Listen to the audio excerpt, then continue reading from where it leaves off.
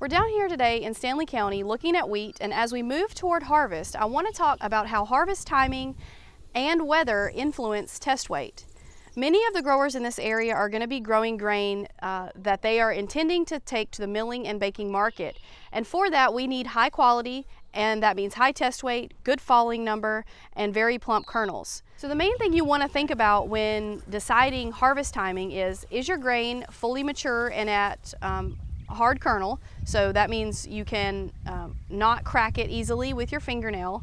For wheat in North Carolina, we can harvest anywhere between 16 and 18% moisture if you have time to dry that or the ability to dry that, and you will get higher test weight and higher quality if you are able to harvest at a higher moisture. That also gives you a wider window of when to get out there with your combine, especially as we move into a rainier period when we get into the summer. One of the biggest things that impacts test weight is getting a rain event on grain that is already completely mature and dried down. For every single rain that we see after full maturity, we can lose up to a pound of test weight for each one of those wetting and drying periods.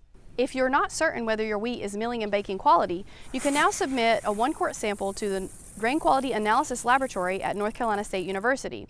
At that laboratory, we test for protein content, test weight, moisture, and falling number, and we can also do dawn analysis if you think you have scab in your wheat. In order to submit a sample, you need to work through your local county agent, and for more information about how to get those samples to us, you can click on the link below.